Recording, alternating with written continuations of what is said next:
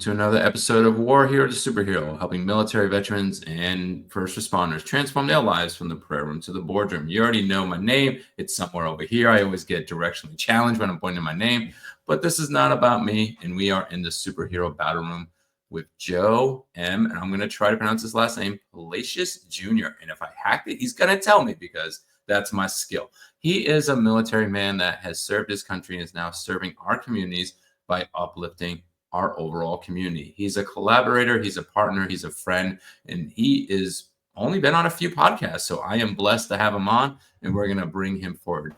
Hey, Joe, are you live? Hey, Daniel, thank you, man. How are you?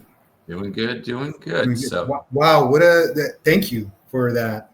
Serving our community by uplifting our community. I love that. I love that you recognize that. That's something that I've been trying and working forward for so long. no, I've been seeing it like every single post. Like usually if a person's like an influencer collaborator, it's like, hey, it's about self. And then they go out and everything else. But every single post, I wouldn't have known you did soaps if I didn't meet other people through that you did soaps. And we'll talk about that. And I didn't know about the things that you do because you're always uplifting everybody else. It's almost like, how do you even survive? But that'll be a sub question we'll get into in a minute. So we're going to go back and visit the past a little bit before we go into the present. So we're going to go to the past a little bit and find out what inspired you to join the military many months or many moons ago. Well, all right, many moons ago, I was just like little kid, and I remember once it was one of those hard Christmases, right? You didn't know what's going on, and we went to this a community center. It was called the Ripley House here in Houston. I don't know if they still have it. It's on the other side of town from where I grew up, and we went in there, and they had like this kind of celebration for kids, and there were like toys everywhere, and then there were these guys in this like really sharp uniform, and they had this cool white hat and gloves, and they looked super cool, right? And I was like, whoa, what are these guys? And they were handing out toys. It turns out it was a Marines doing the Toys for Tots program. And I think that always stuck with me. And I knew that I wanted to serve the country somehow. I think they always said that I playing soldier and all that as a kid. But I that didn't kind of come to fruition until later because obviously I was a kid. And then went to high school, and I actually had aspirations of being a martial art instructor and having my own studio. Yeah, martial art karate, traditional karate. I think I did Kempo. Mm-hmm. Right now, the big stuff now is Brazilian Jiu-Jitsu, right? That's all over the place. Oh yeah, that's fun too. I finally tried it, and it's challenging, but I loved it. Anyway, so after high school, I really I was going to do that. And then, I don't know, man, I think a friend of mine or something was going to join the Marines. And then I went over with him and I met with the recruiter and we started talking. Because also I thought I wanted to swim. I wanted to be a swimmer. And he goes, well, we have swimmers in the Marine Corps. You could be a Marine combat water safety swimmer. And I thought that sounded cool. And then he also talked to me about Marine security guard duty, about going to embassies. Like, man, this recruiter was spot on.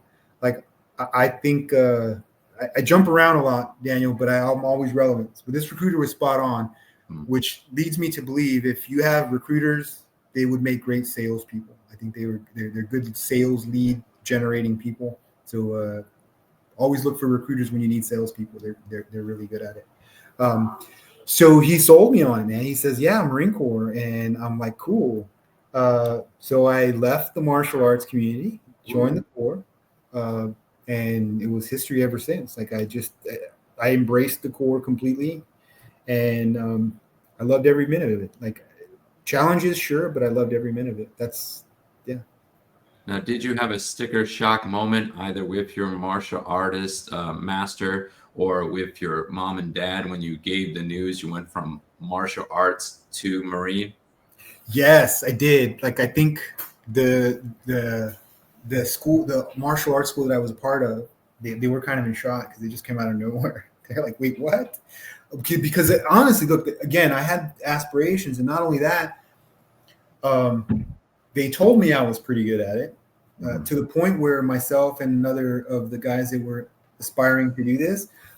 The idea was that we were going to expand and have our own studios. Like it had been the same, but we'd have franchised out. So it was a big surprise. I mean, you can imagine. I actually got paid to do it too. Like I was a part of the school, and I got to do it as a kid. So I started out as just a regular student, and they were like, "Man, you're really good at this. Would you like to hire?" And I'm like, "Sure." So basically, what I did was I learned my class, like what I was supposed to learn for my advancement, and then I would teach lower classes, or I would assist upper classes. So I was like learning everything. It was like That's really cool. I was there like from after school until like 10 o'clock at night. So yeah, it was fun. It was really fun. And so it was a surprise. And then my mom was really surprised, but she didn't have a problem with it. My stepdad really embraced it. That's really cool.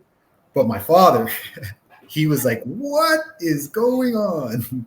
But I just went. Like I've never kind of, I think I've always been like that. I've always kind of liked to just go and just take that leap and just do it.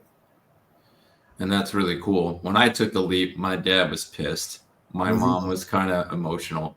My sister was like good riddance. And my grandmother and aunt were like, it was emotional the last couple of days. I'm actually going up to Boston in about a month to go not visit my family, but go visit my past, to go take my trauma and not make it future drama. So I'm actually going to start working through that stuff. So it's very interesting when you hear the stories of where people started and everything else. So you finally came in going from like going to be a karate master now to a Marine master in a sense. And how long were you in and when did you leave?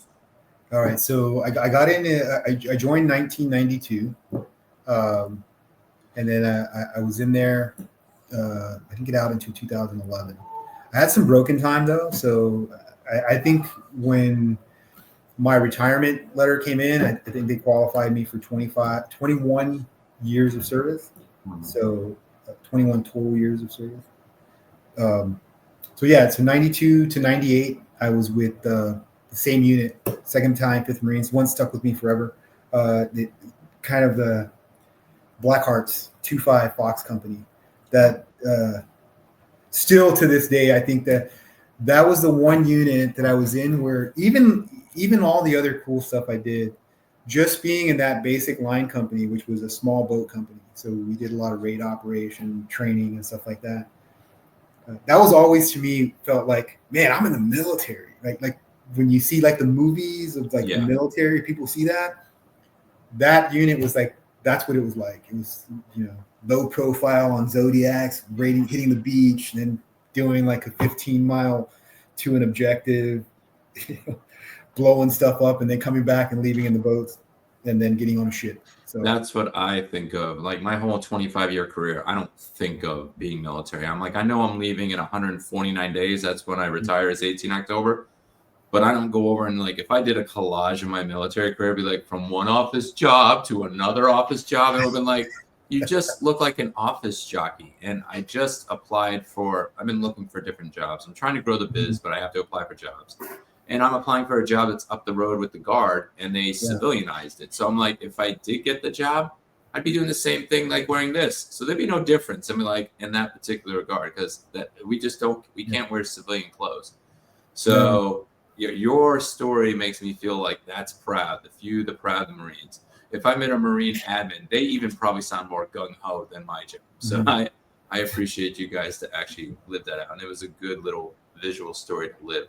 So you did about 20 something years, man. That must have been a transition. So what helped you with that transition to make it a transformation? Oh man, I have to say my wife really helped, because she didn't let me deteriorate after transition, right? Like I loved the Corps. Like I'm Marine still. Like if they would take me back, I'm sure I would go. Like I really did. I mean, was it hard? Were there sacrifices? Did I have hardships? Heck yeah, all the time. But it just reminds me. Once again, I am 100% a guy that is everything that he's experienced, right? Like so, all of my thoughts, ideas, cool sayings have come from something that I've heard, something I saw, and it just resonated. So like the Marine Corps to me was this line from this movie where the guy says, "Is the juice worth the squeeze?" Oh yeah. And for me, the juice was worth the squeeze. Now, did it squeeze the heck out of me? Yes. Is it still squeezing? Sure. But the juice was worth it. Like, um, because really, I think it's kind of kept me going with the idea that my purpose and mission will work because it works in the Corps, because it works in the military. Um, Combined Joint Task Force, combined arms exercises. Like these are things where you have individual units and assets that have a different mission set, a different purpose in the end, but they're able to collaborate and coordinate an effective aligned mission to complete a higher purpose. And I think that actually works, and that would resonate in any area in business. Like I think we have carried the competitive spirit a little bit too far, where competition is almost adversarial instead of uplifting. Yeah. So like I try to teach. That's why I say competition or collaboration over competition. But I do recognize competition is important, right? But I think we've kind of bastardized the. Sorry for my language. We've kind of messed up what that should mean. Competition should drive you to be better. It shouldn't drive you to want the other person to be worse, right? Yeah. It should elevate you, and then that in turn elevates your competition. Like it's the rising of the tides, I think, is for what it comes to me. No, and I agree. And I think strong words for strong places in that particular regard. I think that totally fit because we don't want to do completion of people's missions. We don't want to do collaboration of people's missions. We don't want to go uplift. And that's why we did what we did. We want to complete and collaborate with people's missions and then uplift. So that's why each and every person that comes on the podcast episode, we don't charge. We go over and do it for free and everything else. And we uplift their brand, and then we go over and do that, and everything rises tide. We're doing that right now with it was supposed to be 100 posts a day, but that kind of failed. It's 40 posts a day. And we've been uplifting our top 36 people that were most influential on there.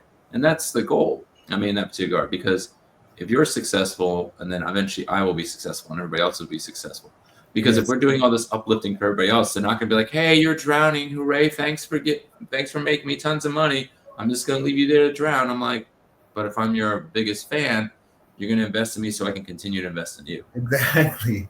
Well, see, that's my thing, right? When I find an alignment with someone and I want to collaborate and I want them to grow, right? Like I genuinely just want them to be successful.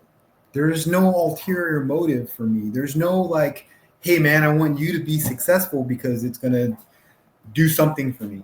You know what it'll do for me? It warms my heart, and that warming of my heart maybe makes me do something else that will make me successful.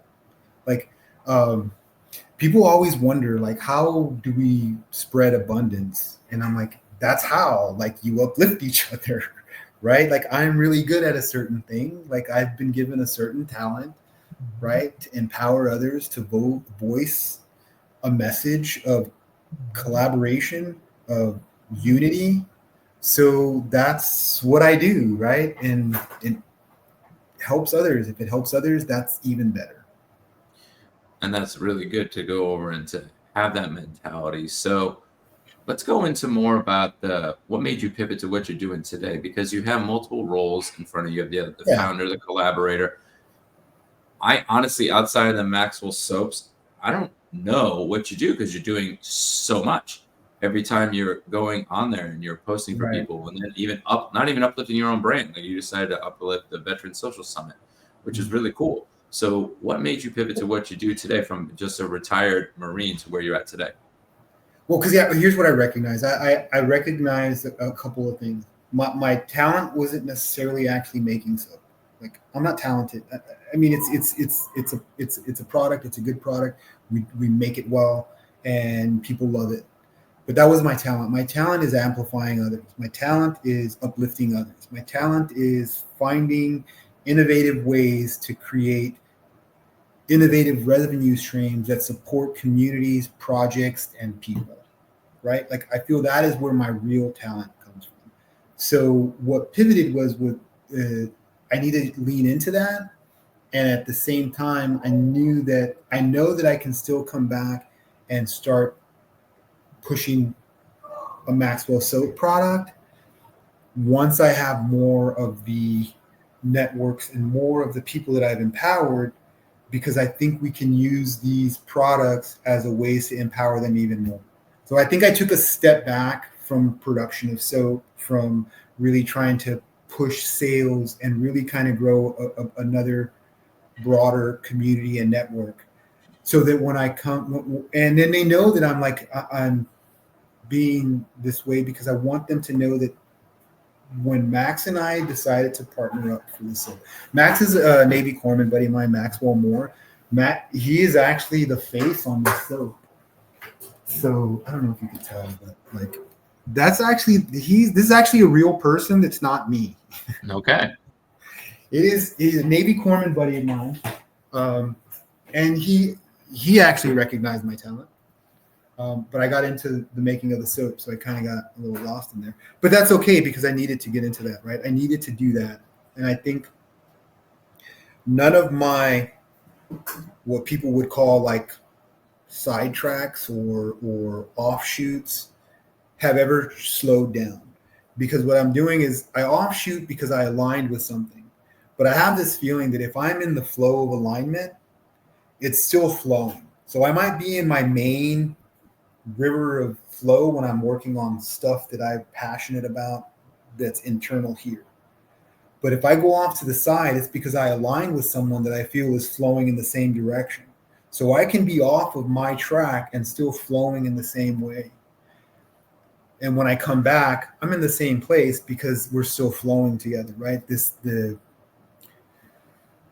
movement, the vibration, the energy, the whatever it is that's moving us in that direction, that's aligned us, it's still going to be moving, whether I'm on my specific task, or I'm helping Daniel do his task, or I'm helping Ryan do the Veteran Social Summit, or Annette, the Veteran Lifestyle Magazine, or even now, Ann Henderson with Rainbow of Hope, Texas, which is an equine business, or Warrior Spirit Texas, which is they do a really good job helping us find peace through processes, right? So I don't feel that I'm ever off of something. I just know that I'm on the same track, right? I don't know if that answered your question, but does it? It does. I mean, Yeah. you basically you're doing the ships and bringing up all the tide. So, and you have a blessing of someone else, like a partner in the business, that can still keep the business in momentum, because Right. the entrepreneur mindset says, if I start deviating, I'm going to get unfocused. So you're more like a Tony Robbins. You can focus in like 80 different areas. 81 is the last Yeah. number I knew that he had businesses, but he's able to make so much of an impact, and then the other people are running the rest of it. For me, I was the exact opposite. I was doing digital TV when you probably heard of me and everything else. And Mhm. I tried to start a whole digital TV network with like a bunch of people. And I got so unfocused. And then when I went to Brian Gibson's event, Hope Stock, and when 2 veteran marriages were saved when we went out there, I'm like, I need to be more narrow and deep. So there's people that need to be more narrow and deep, and some people can be Yeah. shallow and wide in a sense and still be a blessing to many other people. Right. So I would say you're more like the Tony Robbins of veterans. If you can jump in multiple different places and everybody's raising up, So and then you're being successful, great. So Daniel, here's like a realization that I had a while back. I was this actually was this Sunday. I was in service. We go to worship here, a place called the Bridge, and it never hit me that when I started my journey, my entrepreneurial journey, or my idea of like a wellness space or something to empower. I used to always talk about, oh man, we have to bridge. My goal is to bridge the cultural divides between veterans and civilians, right? There's like a bridge, a gap. But I realized that that bridge is actually bigger, and it's not just civilians and veterans. I realized that my purpose is to bridge the divides between communities, regardless, like the spiritual community and the business community, right? Like the social community with the entertainment community, like all of these things. And I've been on that journey all this time. Like I've been in so many different communities and like very off the wall ideas in communities, right? Like, I mean, all of these places and everything for me, it had to do with like, how do I grow more? Like, what can I learn more? You actually asked what made me pivot to where I'm at now. And I think I did all those journeys about higher purpose and learning. And I looked into, I mean, all the different stuff that people talk about, right? All the different ways to be a better person. Yeah. But in the end, I think the real pivot was about 3 years ago. I decided, like, and I even have the shirt still. It says, "Today I decided," and I got baptized. Now, I'd been baptized as a kid, and I felt like even baptized later, where I chose it, right? Not just a baby, but later, as a young adult, which is very funny because my wife mentioned this the other day when we were going to the library. We drove by a Boys and Girls Club. I actually was baptized as a teenager before I went to high school at a Boys and Girls Club. And you know how they say, like, you don't ever lose, like, God never leaves you, right? You just kind of have a distant relationship. We're the ones that distance our relationship. But once you've accepted it and once he's there, it's always there, right? It's always there. And I always just felt like I was ready to get baptized again because I started to kind of like reassess. And I thought, like, all of these challenges in my life, like all of these like hardships, all of these like things, like I shouldn't be here. Like, but somebody had a plan. Like I'm the main character in my story because I'm still here. And my story is not of mine. It's another plan. And I got out of my way when I baptized myself. I got out of my way. And the more I get out of my way and I just kind of follow the plan that's laid before me, it's been crazy. Like it's a whirlwind of excitement and change and just, I don't know. It's interesting. So I think that was the biggest pivot. And, that got me to where I am today, like where I'm kind of really realizing it's my voice, it's my ability to amplify, it's my genuine ability to want people to be successful in life, right? Like, yeah, I think of it more like you're like an Aaron. You're amplifying, you're magnifying. When Aaron was doing it right for Moses and being that mouthpiece and everything else. You even got that epic beard, so I think you got that look. Thank you. I can't do it. I do 3 days and I'm too itchy. I'm gonna have this cut for the rest of my life. I'm gonna look like an 80-year-old Marine. I just keep it high. They're gonna be like, were you a Marine? I'm like, never, but I love their haircuts. I love their hats.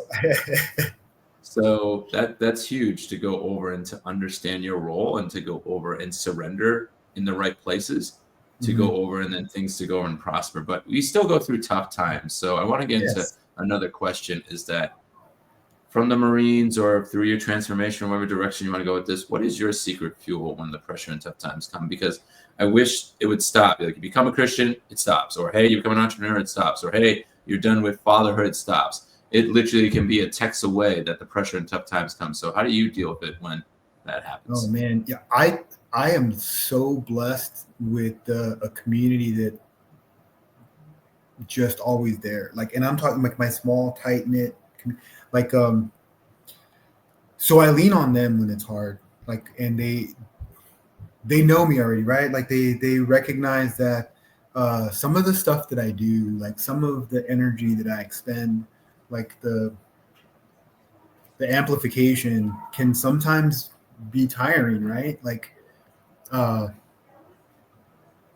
so I lean on them when times are tough and pressure's hard. Like, I have one friend that, like, literally for the last almost 4 years, probably, I get a word of affirmation text every single morning, like every nonstop. Like it is a every day for the last. Like, it's insane. People, they look at my text message and there's like 600 text messages. Now, how do you have 600 text messages?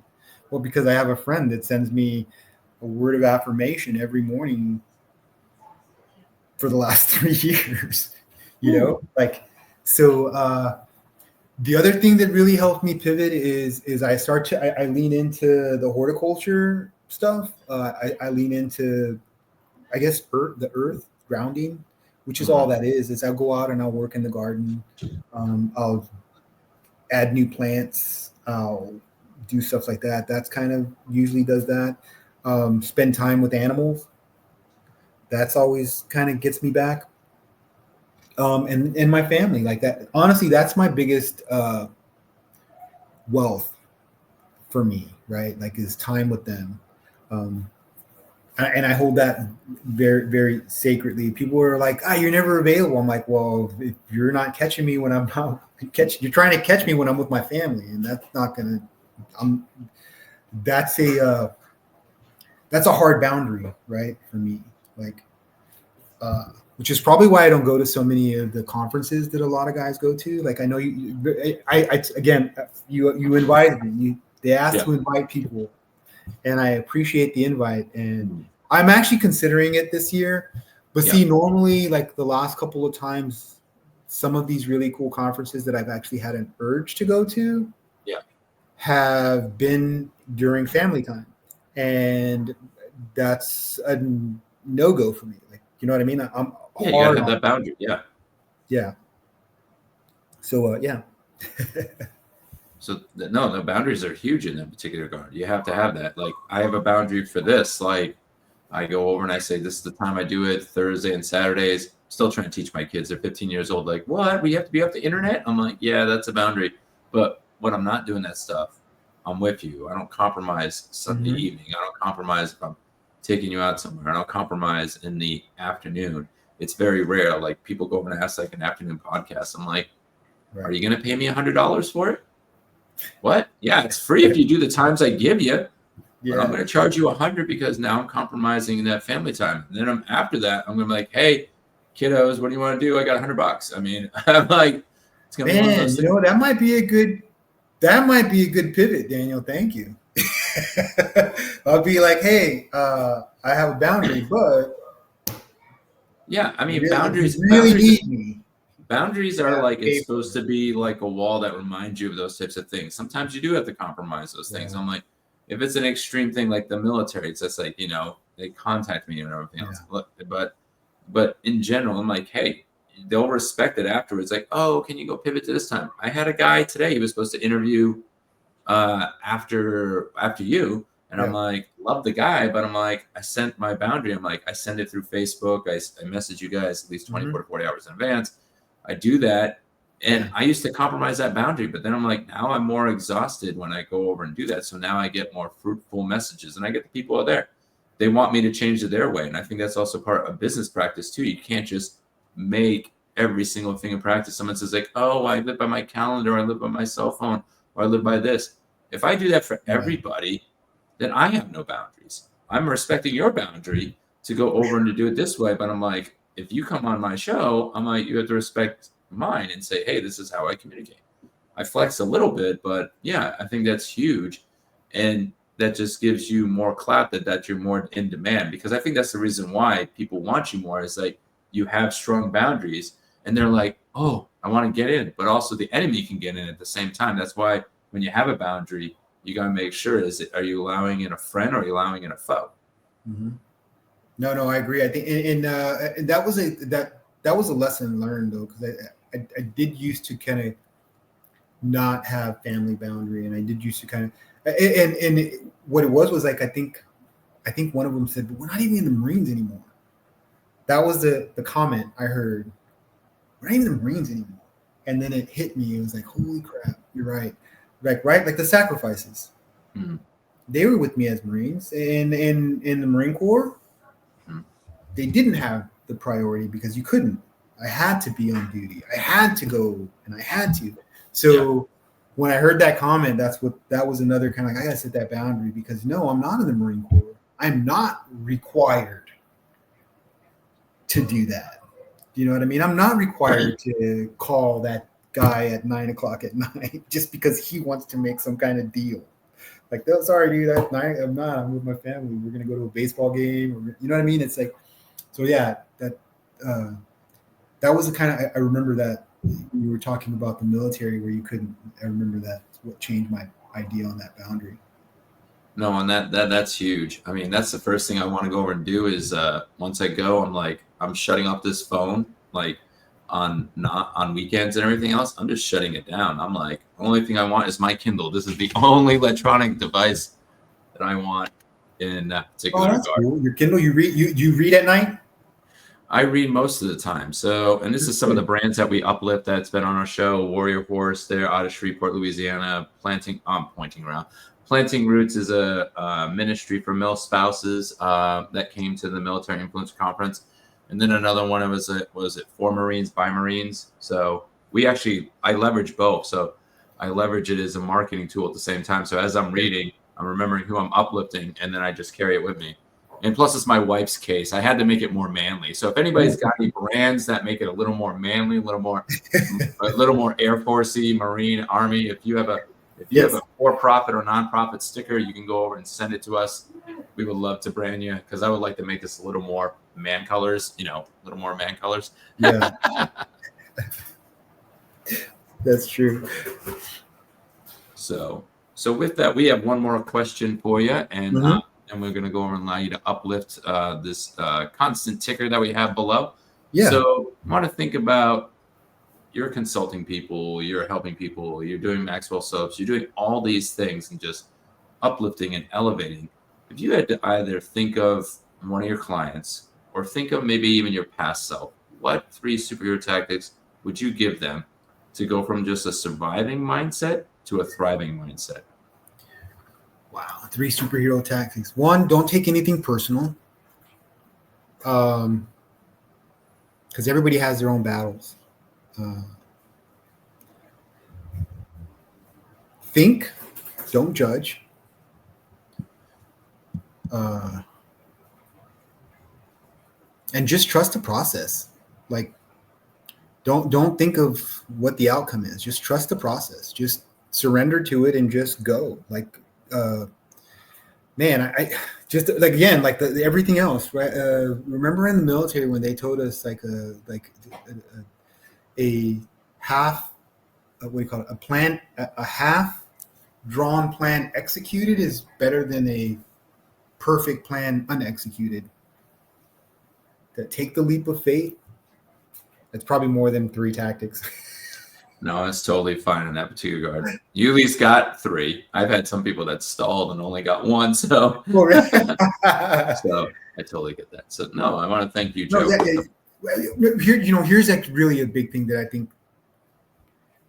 This is the biggest thing I think for me, and I probably should have shared this one too. And it's probably a part of what I said, but make sure that you find the purpose of what you're doing and why you're doing it. Like, because your product, your service, it is going to be irrelevant if your purpose is off, right? Like, it's not going to go anywhere because you're not in. There's no purpose behind it. Like, if the idea of I want to be an entrepreneur, I want to have a business, I want to do this is because I want to make a lot of money. If that's your purpose, it's not going to work. It's just not going to work. Like the purpose won't work. I think you were asking me, how do I get through all this if I don't elevate my own business? I don't. He provides. Like, blessings come. Like, as long as I'm on my purpose, sales will happen. Somebody will go like, hey man, we have this opportunity. What do you think? And that turns up like opportunity to generate revenue or opportunity to fund something or whatever. Because that's happening now. Like the Veteran Social Summit, your audience is the first to hear, because he provided. Again, we, Maxwell Soaps, myself, will be able to fund another pitch competition. Oh wow. We're starting with $2,500. We're going to call it the Guppy Tank this time. We're trying to think of a cool name for it. I will moderate that. There will be more guidelines coming out in the next couple of weeks. But yeah, so you're the first one to hear. You and your audience are going to be the first ones to hear, and I know you're going to send this to everybody. So yes, start getting your pitch decks ready, your ideas. It's going to be the same as last time. We're going to be looking for from ideation to growth. So like if you're at the phase where you're like, man, you've already been operating, but I really want to grow, we'll take them too. We are looking for younger businesses, so anywhere between 3 to might even go 5 years, but yeah, very early on. And the reason for that is like I did a pitch competition for Canine West Kennels, which is one of the brands that I did in California. Just dog training. The long-term goal was a dog training center with an urban farm, and then a co-workspace so that guys can do what we all have been doing in our veteran space, right? Bringing in someone that can teach somebody how to do digital marketing, someone that can do accounting, like literally almost like another incubator type of system. So then I lost my train of thought because I got into talking about the whole thing anyway. Yeah, you were talking about the incubator, but 0 to 5 years and everything else. And yeah. So the pitch. So I actually did this pitch competition. It was called the Orange. It was the South Orange County Social Entrepreneur Competition. I actually was awarded $5,000 because it was it was selected as the People's Choice. I didn't get the main prize, which was $15,000. Yeah. But that went to a very, very cool nonprofit that was actually for that $15K. I think we got a better bang for their buck by them awarding it because they were able to create 5 new schools. Wow. For a place that, and the schools were kind of cool schools. They were more of an agricultural school. They were going to teach kids and low-income families on how to create like a poultry farm and stuff like that. So it was actually really cool. Wow. But I remember the impact of winning money for a business that you didn't have to like scrounge for or figure out. Like how that elevates a small business is insane. So we want to continue to do that because, again, I think my theme this year, and I shared it with another friend earlier, my theme this year has definitely been to raise tides and build boats because nobody needs to tread water anymore. Like the idea of having to tread water while the tides are rising is ridiculous. We need some dry docks and some spaces for people to get some resources to build at least a dinghy at first, but something to keep them afloat. We're looking forward to this pitch competition, August. If you guys haven't registered, we'd love for you guys to register at the Veteran Social Summit. And we also still open to speakers. By the way, Daniel, you're a speaker this year. Yeah, me and my wife are actually speakers. That's awesome. We're doing it collaboratively this year. So that's awesome. I'm actually I'm considering being a speaker. I know I'm going to moderate a few of some of the other items there because it's just something that we normally do, but I actually think I might want to speak this year and speak more this year. Like as the year comes, I think I'm going to do more podcasts. I want to share more stuff. So one other thing before we go, I talked about Veteran Social Summit, but this very new project is super. It's in my heart, really hard. I mean, it's just kind of coming down. You've seen my last couple of videos. I was out at the ranch today, Rainbow of Hope, Texas. If you guys get a chance to check it out, please go on there, look it up. A Warrior Spirit, if you can, go out and look it up. It is really the next big project. It is literally it's good. It's one of those things where we can create the space for people to feel peace, for people to be empowered. Or people to just come and have a little bit of respite from the world, you know?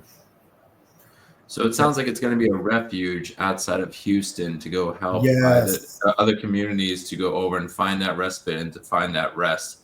At least what I've seen on the photos, it looks like you have an outdoor pavilion. You guys have lots of land. I thought is there a small lake on the property too? There's a small lake that's stocked with Ann and Jack told me it's stocked with some catfish and big mouth bass. Okay. But see, here's the thing. Like I did some sustainable agriculture stuff, and I really want to kind of start to bring some other things in there. Like we could utilize pond for some aquaponic stuff. I want to add more other fish. I think there's just so many opportunities to really create a really empowering space. Like, and what's great is this is just getting out of the way. Like this is literally providence. It's just God's providence. Like I'm in awe right now, and I rarely talk about that. I talk about my spirituality, and I talk about higher purpose and all that, but I've never really kind of shared that my true faith is in Christ. Like when I say the universe, when I'm talking about energy and all of that, I'm doing that because I want people to hear the word, but to hear it in a way that's receptive to people that aren't ready to hear the word. Yeah.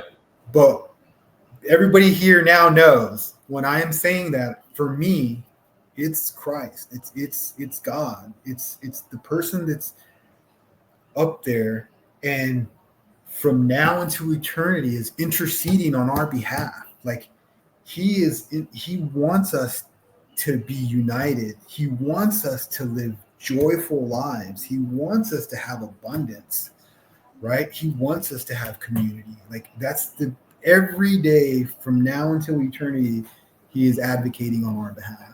And that actually just makes me happy. It makes me feel good, right? Like one of our partners at Warrior Spirit, Gabe, talks about that. It's when you get to that place, it's just a peacefulness, right? Like there's no good or bad anymore. You're just at peace because it's part of the plan, that there is a lesson to be learned. There is an advancement to happen on everything that's going on right now. So thank you for letting me share that. Daniel, I shared this with you earlier on our back chat. This is the third podcast I've been on, and this is the third podcast I've shared that I really am embracing my my faith. And I think that's the surrender for me. That was the surrender. And I think that's a privilege that you went over and shared that. And then we allow that because we go from the prayer room to the boardroom. So, Joe, I want to thank you for going over and joining the stage and passing on the message of your transformation and also of Christ and in your life and everything else. We're going to give you floor one more time. So we're going to maximize you on the screen. If you want to close out a quote, a call to action, a prayer, whatever you feel led. And then we will close out the credits once you're finished. Yes, I want to thank Daniel for having me out. I want to thank everybody for coming and joining us today. A couple of things. Again, I just want to throw back. Please, if you haven't yet, register for the Veteran Social Summit. The summit's base ticket for all veterans is free. No charge. There's going to be some great speakers. Daniel is one of them. I'll be one. We have almost 50 so far, but it looks like we're going to have a few more that are joining. If you are a speaker and you'd like to join, we have a deadline by May 31st to join. Make sure you go on the website. You'll see the way to join.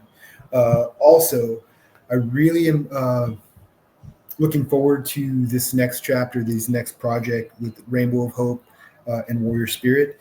The Warrior Spirit actually is looking at setting up a few more of the classes for veterans. We would really love if you could check out our website, come and look there, see if there's anything you'd like to do to support us. We do accept donations, so that would be helpful, but not necessary. Amplifying us is going to do just as good as if you sent $1. So for me right now, I think the biggest need is to get the word out. There are some really big things coming. There are some amazing people that are going to support this next chapter. And I want to shout out to a few people so far that have already said yes, then we really love this. Let's kind of help. One of them is Stephen Cade, one of the really great country western musicians that I have had the privilege of becoming friends with. Look him up. he's got his website. You got to check him out. He's actually performing tonight in Southern California. Also, I would be remiss if I didn't mention my gratitude to Tommy Chase for sending me text messages every morning to keep me motivated moving forward. My collaborative partner, Maxwell, who kind of really entrusted me with Maxwell Soap to keep pushing that forward. Also, Ryan and Annette, Veteran Lifestyle Magazine, Veteran Social Summit, just amazing people. So yeah, that's all I have. Thank you so much, Daniel. I really appreciate you in this time. I hope you guys enjoyed the show.